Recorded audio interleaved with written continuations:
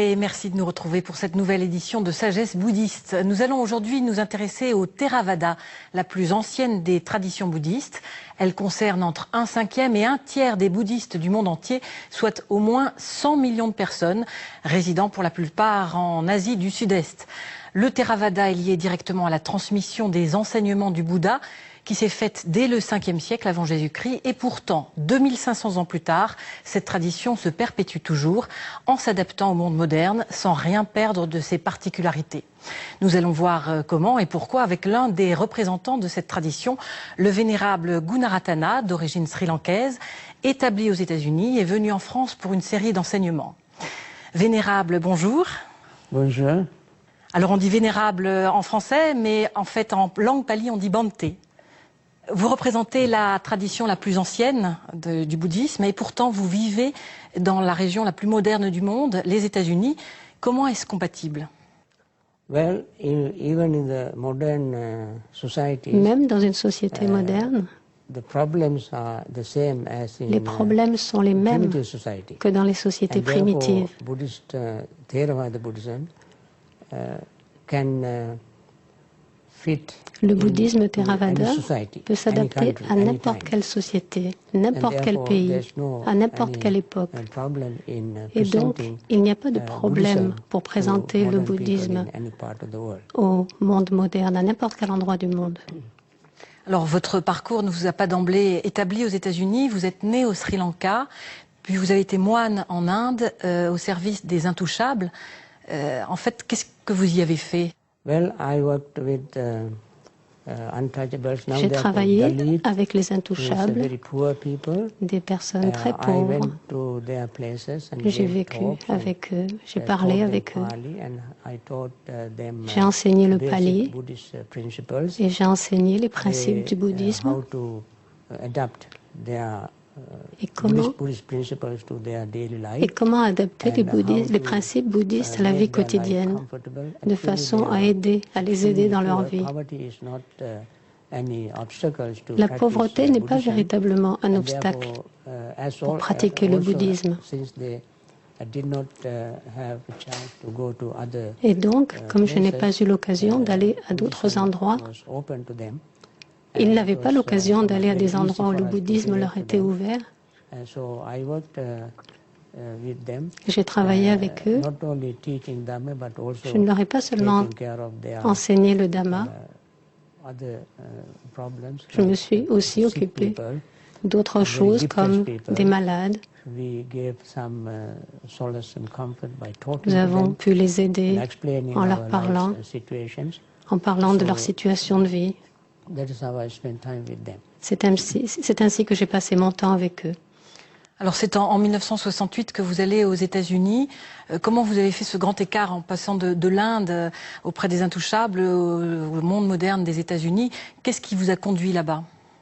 United States, I was invited by an organization. J'ai d'abord to work été with invité them aux États-Unis to par help une them organisation. for Je devais travailler 5 pour eux, years to les establish aider. an organization Pendant 5 ans, called, nous avons établi une Washington organisation Buddhist Vihara.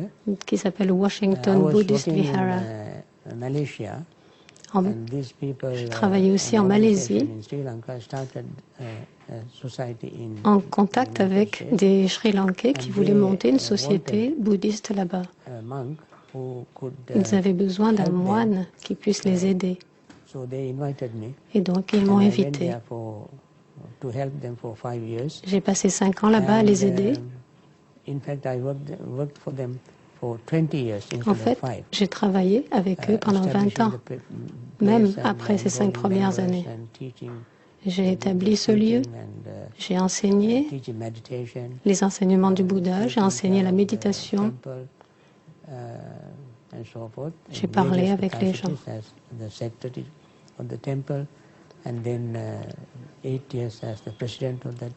Donc, je me suis occupé du temple pendant 8 ans. J'ai été responsable de cela. Voilà ce que j'ai pu faire là-bas. Aujourd'hui, vous êtes toujours aux États-Unis. Qu'est-ce que vous y faites? Quel est votre engagement là-bas? Mon engagement est toujours d'enseigner le Dhamma. J'ai établi un centre en West Virginie qui est à 100 miles de la ville de Washington. C'est un lieu très beau. Il y a sur 48 acres de terrain. Nous avons construit un centre totalement nouveau pour 50 personnes et nous faisons des retraites tous les mois.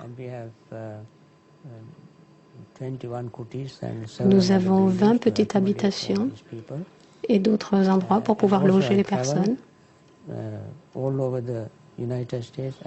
Et nous recevons des personnes qui viennent de tous les coins des États-Unis et d'autres pays également, tout au long de l'année.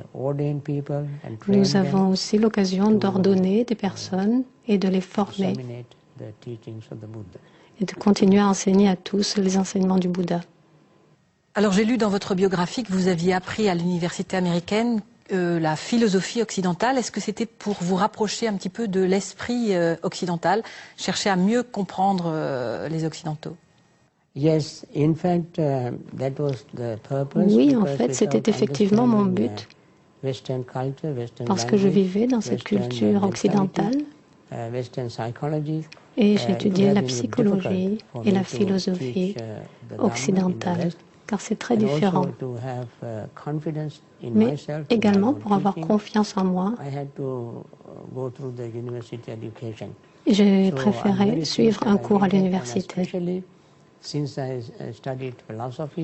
J'ai étudié la philosophie et les religions, et tout cela m'a aidé à faire mon travail et faire bénéficier beaucoup de gens. C'était cela, mon but pour aller à l'université américaine et étudier la philosophie occidentale.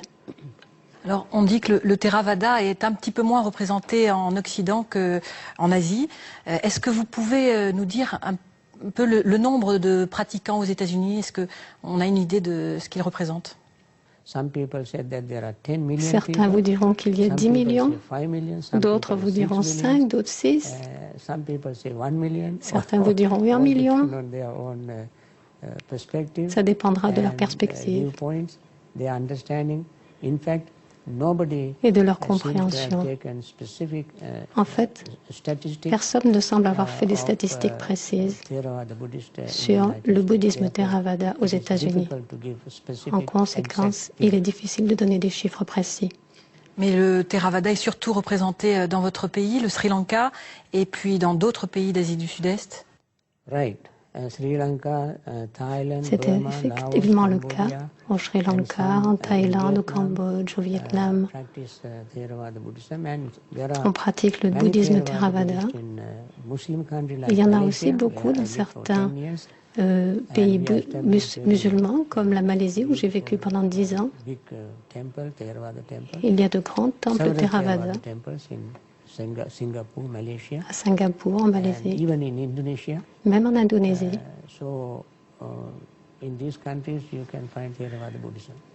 Donc on trouve dans ces pays le bouddhisme Theravada. Alors vous qui avez enseigné dans ces diverses parties du monde, est-ce que vous notez une différence entre les pratiquants occidentaux et les pratiquants asiatiques? Est-ce qu'ils se ressemblent? Il y a une différence entre les pratiquants occidentaux et les asiatiques. Les asiatiques, dans la mesure où c'est leur tradition, sont beaucoup plus attachés aux pratiques traditionnelles au niveau du quotidien. Ils pratiquent davantage de rituels, les offrandes, des choses comme ça.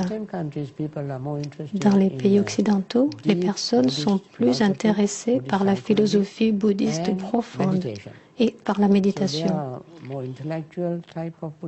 Ce sont donc des bouddhistes plus intellectuels Et donc, ils ne mettent pas trop l'accent sur les rituels. Ils sont très engagés, très sérieusement engagés dans la pratique bouddhiste dans les pays occidentaux. Alors, le Theravada tient à rester au plus près des sources et donc notamment la langue pali. Vous, dans quelle langue enseignez-vous quand vous êtes en Europe, en Occident? Est-ce que c'est par choix ou par nécessité? J'ai dû choisir une langue occidentale et j'ai choisi l'anglais.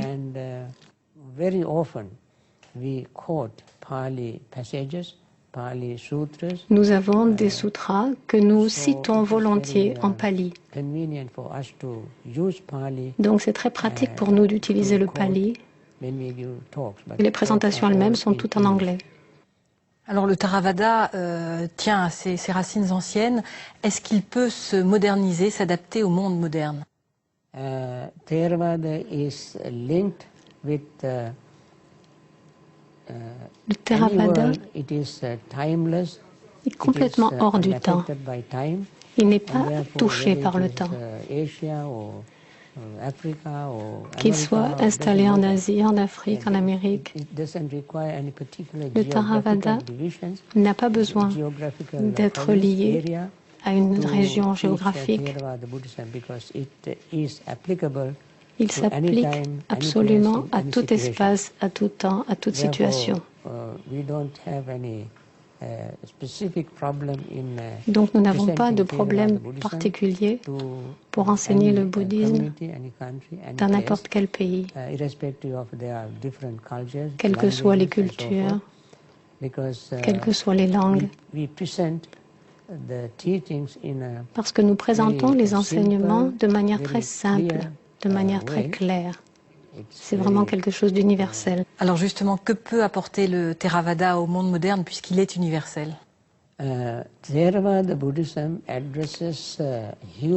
Theravada s'adresse à tous les problèmes humains. Quand il y a des problèmes de temps, des limitations de temps, les problèmes humains sont toujours les mêmes, qu'ils soient à l'époque du Bouddha ou aujourd'hui. Les problèmes n'ont pas changé entre l'époque du Bouddha et les nôtres aujourd'hui. Mais les gens ont changé, les méthodes sont peut-être différentes, mais le message est toujours le même et il s'adresse toujours aux mêmes questions, aux mêmes problèmes. Donc je ne vois aucune difficulté à présenter le bouddhisme Theravada dans la société moderne. Parce que quand nous parlons de la vérité est au-delà du temps. Elle n'a aucune limite.